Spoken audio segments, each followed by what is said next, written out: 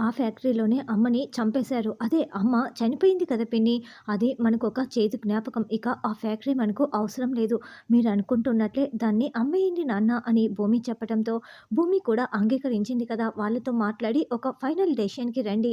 Rate మాట్లాడండి. మీరు వెళ్ళండని శరత్ చంద్ర అతన్ని పంపించేస్తాడు. పిన్ని ఎందుకో టెన్షన్ పడుతున్నట్లున్నావే. ఎంతైనా అన్ని నిజాలు బయటికి వస్తాయిలే అని భూమి అంటోంది. ఎంతైనా అది అక్క జ్ఞాపకం కదా! అందుకే నాకు అమ్మటం ఇష్టం లేదు అని అపూర్వ కవర్ చేస్తూ ఉంటుంది. ఇలాగైనా నిజాలు బయటికి వస్తాయి. ఈ విధంగా దారి చూపించావా తండ్రి? నేను చూసుకుంటాను మిగతావన్నీ కూడా అని భూమి మనసులో అనుకుంటూ అక్కడి నుంచి వెళ్తుంది. మమ్మీ ఎందుకు టెన్షన్ పడుతున్నావు అని నక్షత్ర అంటే, అక్కని నేనే కదా చంపేశాను. ఇప్పుడు ఆ ఫ్యాక్టరీ కొన్నవాళ్ళు అక్కడ మొత్తం కూడా తవ్వి పడేస్తారు. అప్పుడు ఏదో ఒక చిన్న క్లూ దొరికినా నేనే చంపేశానన్న నిజం బయటికి వస్తుంది. ఫోరెన్సిక్ వాళ్ళు కనిపెట్టేస్తారు. అందుకే ఆ ఫ్యాక్టరీ అమ్మకూడదు. అది ఎప్పటికీ నా పేరుతోనే ఉండాలి అని అపూర్వ అంటుంది. తర్వాత బిందు, శివ కాలేజీకి వస్తే పూరి ఎదురు వస్తుంది. పూరి వాళ్ళని చీకొట్టి వెళ్తూ ఉంటుంది. "నువ్వు లోపలికి వెళ్ళు. నేను వాష్‌రూమ్‌కి వెళ్ళి వస్తాను" అని శివ, "పూరి ఆగు ఆగు" అంటూ వచ్చి చేయి పట్టుకొని లాగుతూ ఉంటాడు. "ఏయ్! Who the hell are you? నువ్వు ఎవరో కూడా నాకు తెలీదు. నువ్వు నా చెయ్యి పట్టుకుంటావా?" అని పూరి వేలు చూపిస్తూ వార్నింగ్ ఇస్తూ ఉంటే అందరూ ఫోటోలు, వీడియోలు తీసుకుంటూ ఉంటారు. "చూడు, నేను తప్పు చేసి ఉండొచ్చు. కావాలంటే నువ్వు, మీ అన్నయ్య నన్ను శిక్షించండి. అంతేకాని మా అక్కకి అన్యాయం చేయకండి" అని శివ దండం పెడుతూ వేడుకుంటూ ఉంటాడు. "నువ్వు, మీ అక్క కలిపి మమ్మల్ని మోసం చేసింది చాలదా" అని పూరి తిడుతూ ఉంటే, "అది కాదు, ఆ రోజు ఏం జరిగిందో నువ్వు తెలుసుకోవాలి" అని శివ చెప్తుంటే, "దయచేసి నన్ను వదిలేసేయ్, ఇంకేం చెప్పకు" అంటూ పూరి దండం పెడుతూ తిడుతూ ఉంటుంది. అప్పుడే ధ్రువ అక్కడికి వస్తాడు. "రేయ్! ఎవర్రా నువ్వు? ఏంటి ఏడిపిస్తున్నావా?" అని ధ్రువ నిలదీస్తూ ఉంటే, "మేమిద్దరం బంధువులం, మాట్లాడుకుంటున్నాం" అని శివ చెప్తాడు. "పూరి తను నీకు తెలుసా?" అని ధ్రువ అంటే, "తనెవరో నాకు తెలీదని" పూరి అబద్ధం చెప్తుంది. "పూరి నేనెవరో నీకు తెలీదా? ఎందుకిలా చెప్తున్నావు?" అని శివ అంటే, వెంటనే ధ్రువ శివ చెంప పగలగొట్టడంతో శివ కింద పడిపోతాడు. షర్ట్ కాలర్ పట్టుకొని పైకి లేపి, "రేయ్! అమ్మాయిల్ని ఏడిపించటం కోసమే కాలేజీకి వస్తావురా" అంటూ, "అమ్మాయిల్ని స్వేచ్ఛగా తిరగనివ్వరా" అని ధ్రువ శివ చెంపలు పగలగొడుతూ బాగా కుమ్మేస్తూ ఉంటాడు. అయితే శివ ఎదురు తిరిగి, "నువ్వెవర్రా నన్ను కొట్టటానికి" అంటూ ధ్రువ షర్టు కాలర్ పట్టుకుంటాడు. "నేను పూరికి కాబోయే భర్తని" అని ధ్రువ చెప్పగానే శివ వదిలేస్తాడు. "ఏరా, నేనెవరో చెప్తే గాని నువ్వు వదిలేయవా? అయినా ఒక ఆడపిల్లని ఏడిపిస్తూ ఉంటే కాబోయే భర్తే రానవసరం లేదు. బాధ్యత గల వ్యక్తిగా ఎవరైనా వచ్చి కాపాడొచ్చు" అని మళ్ళీ ధ్రువ శివని బాగా కుమ్మేస్తూ ఉంటాడు. అప్పుడే బిందు వచ్చి చూస్తూ ఉంటుంది. "ధ్రువ రండి వచ్చేయండి" అని పూరి పిలుస్తూ ఉంటే, "ఇంకోసారి పూరి జోలికి, ఆడపిల్లల జోలికి వచ్చావంటే నేను చూస్తూ ఊరుకోనని" ధ్రువ వార్నింగ్ ఇచ్చి వెళ్తాడు. బిందు పరిగెత్తుకుంటూ, "శివ ఎవరతను? ఎందుకు నిన్ను అలా కొట్టేసి వెళ్ళాడు" అని అడుగుతూ ఉంటే, "వదిలేసేయ్ బిందు, ఈ విషయం మన ఇంట్లో తెలియకూడదు" అని శివ అంటాడు. "లేదు, నేనెందుకు వదిలేస్తాను, వాళ్ళ సంగతి చెప్తానని" బిందు వెళ్తుంటే, "వదిలేసేయ్ బిందు, ఇప్పటికే మనకు చాలా సమస్యలున్నాయని" శివ చెప్తాడు. దాంతో బిందు ఆగిపోతుంది. గగన్ ఆఫీస్లో వర్క్ చేసుకుంటూ ఉంటే హాస్పిటల్ నుంచి ఇందు ఫోన్ కాల్ వస్తుంది. చెప్పమ్మా ఇందు, ఏంటి బాగున్నావా అని గగన్ అడుగుతూ ఉంటే, "అన్నయ్య నేను హాస్పిటల్లో ఉన్నానన్నయ్య, త్వరగా నువ్వు ఇక్కడికి రావాలన్నయ్య, లొకేషన్ షేర్ చేస్తాను, వచ్చేసేయ్ అన్నయ్య" అని చెప్తూ ఉంటే, "ఏంటమ్మా ఏంటి ప్రాబ్లం" అని గగన్ అడుగుతూ ఉంటాడు. "నేను లొకేషన్ షేర్ చేస్తాను, మీరు త్వరగా రండన్నయ్య" అని ఇందు చెప్పడంతో అలాగేనని గగన్ ఫోన్ పెట్టేస్తాడు. ఇక ఇందు దేవుడికి మొక్కుకుంటూ ఉంటుంది. తర్వాత శారద గుడి లోపలికి వెళ్తూ ఉంటే, అది కారులో అటుగా వెళ్తున్న కేపీ గమనించేసి శారద కోసం గుడి మొత్తం వెతుకుతూ ఉంటాడు. అప్పుడే మీరా ఎదురు వచ్చి, "ఆ శారద కోసమే మీరు వెతుక్కుంటూ ఇక్కడికి వచ్చారు కదా! ఆ శారద ఇక్కడ కనపడాలి, దాని సంగతి చెప్తానంటూ కోపంగా వెతుకుతూ ఉంటుంది. అయ్యో! శారదకి ఈ విషయం చెప్పాలని కేపీ ఫోన్ చేస్తుంటే, ఎన్నిసార్లు చెప్పినా ఈయన ఇలా ఫోన్ చేస్తారేంటి అని శారద ఫోన్ లిఫ్ట్ చేయకుండా కాల్ కట్ చేస్తూ ఉంటుంది. అయ్యో! శారదను కనిపెట్టి ఇంటికి పంపించేసేయాలని కేపీ కూడా శారద కోసం వెతుకుతూ ఉంటాడు. ఇంకోవైపు గగన్ హాస్పిటల్‌కి రాగానే అక్కడ భూమి రిపోర్ట్స్ పట్టుకొని, "వచ్చారా?" అని చాలా సంతోషపడుతూ ఉంటే, "నువ్వేంటిక్కడ?" అని గగన్ నిలదీస్తూ ఉంటాడు. "అసలు ఇందు ఎక్కడ? నేను ఇందు కోసం వచ్చాను" అని గగన్ అడుగుతూ ఉంటే, నేనే కాల్ చేసి రమ్మన్నానన్నయ్య అని భూమి ఇందులాగా మాట్లాడుతూ ఉంటుంది. ఏంటి నువ్వు ఇందులాగా మాట్లాడి కాల్ చేసావా? నీకు ఎంత ధైర్యం? నువ్వు నిజమే చెప్తున్నావా? అసలు నువ్వెందుకు ఉన్నావు ఇక్కడ? అని గగన్ నిలదీస్తూ ఉంటే, బావ నువ్వు ఆధారాలు కావాలన్నావు కదా! మన పెళ్లి అయిందనడానికి నేను డాక్టర్‌ని కలిసి రిపోర్ట్స్ కోసం వచ్చాను బావ. కావాలంటే ఇదిగో ఈ రిపోర్ట్స్ చూడు బావ. నాకు మూడో నెల నేను కడుపుతో ఉన్నాను అని భూమి చెప్తుంటే, ఏయ్! అబద్ధాలు చెప్పకు. ఏంటి నీకు మూడో నెలేంటి? నేను నమ్మను అని గగన్ అంటాడు. కావాలంటే ఈ రిపోర్ట్స్ చూసి నువ్వే తెలుసుకో బావ.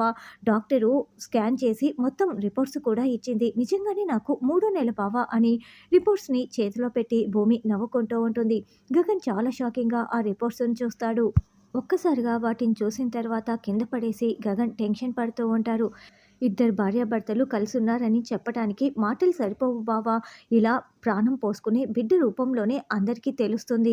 ఇప్పుడు ఈ రిపోర్ట్స్ ఏ కోర్ట్‌లో చూపించినా మనకి విడాకులు రావు బావా! ఈ ఆధారాలు సరిపోతాయా? అని భూమి అంటుంది. ఏయ్! ఇదంతా అబద్ధం అని గగన్ అంటే, లేదు బావ డాక్టర్ కావాలంటే రిపోర్ట్స్ కూడా చూపిస్తోంది కదా! ఇప్పుడు ఈ రిపోర్ట్స్ చూసినా ఎవరైనా నమ్మి తీరాల్సిందే బావ అని భూమి అంటే, నేను ధ్రువనే పెళ్లి చేసుకుంటాను అని పూరి మాట్లాడిన మాటల్ని గగన్ గుర్తు చేసుకుంటూ, లేదు లేదు నేను నమ్మను నువ్వు అబద్ధాలు చెప్తున్నావని మాట్లాడుతూ ఉంటాడు. లేదు బావ నిజమే చెప్తున్నాను అని భూమి చెప్పడంతో గగన్ కుప్పకూలి తల పట్టుకొని టెన్షన్ పడుతూ ఉంటాడు. బావ అబ్బాయి కావాలా? అమ్మాయి కావాలా? అబ్బాయి కంటే ఒకవేళ కోపిష్ట అయ్యాడనుకో మళ్ళీ ప్రాబ్లమ్ అయిపోతుంది. అమ్మాయినే కందాం బావ. అప్పుడు నాలా సహనంగా, ఓర్పుగా, బాగా గట్టిగా పెంచుతాను బావ. అదే స్ట్రాంగ్‌గా పెంచుతాను. మనకు పుట్టబోయే పాపకి శోభ అన్న పేరు మా అమ్మ పేరు పెడదామా? పూరికి మనమిద్దరం కలిపి వేరే అతన్ని చూసి పెళ్లి చేద్దాంలే బావ. పుట్టబోయే బిడ్డకి మనమిద్దరం కలిపి షాపింగ్ చేద్దామా బావ? పద బావ అని భూమి చెప్తుంటే, ఏయ్! జస్ట్ స్టాప్ ఇట్ అంటూ గగన్ అరుస్తూ ఉంటాడు. నాకు విడాకులు ఇస్తావా? మళ్ళీ పెళ్లి చేసుకుంటావా? నువ్వు ఎలా చేసుకుంటావో నేను చూస్తాను అని భూమి నవ్వుకుంటూ ఉంటుంది. పూజారి గారు ఇక్కడ ముడుపులు నిన్న కట్టాం కదా! అవన్నీ ఎక్కడ? అని శారద అడుగుతూ ఉంటే, నిన్న ఒక ఆవిడ వచ్చి తీసుకువెళ్ళిందమ్మా. పెద్ద గొడవ కూడా జరిగింది అని చెప్తూ ఉంటే, అవును నేనే తీసుకువెళ్ళాను. నువ్వేం రాసావో తెలుసుకోవాలి కదా! మా ఆయనతో చుట్టూ తిప్పించుకుంటున్నావు. ఇప్పుడు కూడా ఆయన్ని కలవటం కోసమే వచ్చావు అని మీరా శారదని తిడుతూ ఉంటుంది. చూడు నేను పూరి పెళ్లి జరగాలి. భూమి గగన్‌లు సంతోషంగా ఉండాలని రాశాను. ఇప్పుడు కూడా నేను ఆయన్ని కలవటానికి రాలేదు అని శారద అంటే, లేదని మీరా నీచంగా మాట్లాడుతూ ఉంటుంది. చూడు మీరా నిజం చెప్పాలంటే ముందు ఆయన నా మెడలో తాళి కట్టాడు. కానీ నువ్వే ఆయన్ని లాక్కు వెళ్ళిపోయావు. చూడు నువ్వు ఇష్టం వచ్చినట్లు మాట్లాడకు. నాకు కూడా కోపం వస్తుంది అని శారద వార్నింగ్ ఇస్తుంటే, ఏయ్! ఏంటే చాలా ఎక్కువ మాట్లాడుతున్నావు అని కొబ్బరికాయని విసిరి పడేస్తుంది. అప్పుడే కేపీ అడ్డు రావటంతో ఆ కొబ్బరికాయ తగిలి రక్తపు మడుగులో పడిపోయి స్పృహ కోల్పోతాడు. ఏయ్! తగలకు అని శారదని తగలనివ్వకుండా మీరా అడ్డుపడుతూ ఎవరైనా వచ్చి సహాయం చేయండని హాస్పిటల్‌కి తీసుకువెళ్తూ ఉంటుంది. అయ్యో! ఏమండి అంటూ శారద ఏడుస్తూ ఉంటుంది. గగన్ కళ్ళు మూసుకొని టెన్షన్ పడుతూ ఉంటే, అరే అన్నయ్య ఇక్కడున్నాడా అంటూ ఇందు వస్తూ ఉంటుంది. అమ్మో ఇందు ఇప్పుడొస్తుంది ఏంటి అని భూమి ఎదురు వెళ్తుంది. పద వదిన నేను అన్నయ్యకి నిజం చెప్తాను. నేను నెల తప్పానన్న విషయం అన్నయ్యకి చెప్పేశావా అని అంటే, ఆయన నన్ను చంపేస్తాడు. నువ్వు నెల తప్పావని చెప్పలేదు. ఈ రిపోర్ట్స్ చూపించి నేను నెల తప్పానని చెప్పాను ఇందు. ఆయన నన్ను వదిలేసి విడాకులు ఇచ్చేసి వేరే పెళ్లి చేసుకుంటాడంట. అందుకే ఇలా చెప్పాను అని భూమి అంటే, అయ్యో! ఇంత పని చేసావు వదిన. నేను కదా నెల తప్పిందని ఇందు అంటే, ప్లీజ్ ప్లీజ్ ప్లీజ్ వేరే దారి లేక నీ రిపోర్ట్స్ చూపించి నేను అలా చెప్పాను. నువ్వు కూడా ఇదే చెప్పవా ప్లీజ్ అని భూమి బతిమలాడటంతో అలాగేనని ఇందు అంటుంది. నువ్వేంటి ఇందు ఇక్కడ అని గగన్ అడుగుతూ ఉంటే, అదే నా కోసమే తోడు వచ్చిందండి అని భూమి చెప్తుంది. బావ రా బావ అంటూ భూమి గగన్ చేయి పట్టుకొని తీసుకువెళ్తూ ఉంటే గగన్ బాధపడుతూ వస్తూ ఉంటాడు. అప్పుడే వంశీ ఇవిగోండి స్వీట్లు తీసుకోండి అని అక్కడ ఉన్న వాళ్ళందరికీ పంచుతూ, బావా స్వీట్ తిను బావా, ఇందు మూడో నెల ఏంటి ఇందు నువ్వు నిజం చెప్పలేదా అని వంశీ అడుగుతూ ఉంటే, ఏంటి ఇందు మూడో నెలనా అని గగన్ అడుగుతూ ఉంటాడు. అయ్యో దొరికిపోయేలా ఉన్నానే అని భూమి టెన్షన్ పడుతూ సైగలు చేస్తూ ఉంటుంది. అయినా వంశీ ఇదేది కూడా అస్సలు గమనించుకోడు. ఏంటి రిపోర్ట్స్ ఎక్కడా అని గగన్ అడగటంతో, ఇవిగో అని భూమి చేతిలో ఉన్న రిపోర్ట్స్‌ని తీసి వంశీ గగన్ చేతిలో పెడతాడు. అప్పుడు గగన్ పేరు చూసి, డాక్టర్ ఇవి ఇందు రిపోర్ట్సా? ఒకసారి చూసి చెప్పండి అని చెప్పడంతో, అవును ఇందుకి మూడో నెల అని ఇందాకే కదా నేను టెస్ట్ చేసి చెప్పానని డాక్టర్ కన్ఫర్మ్ చేసి వెళ్తుంది.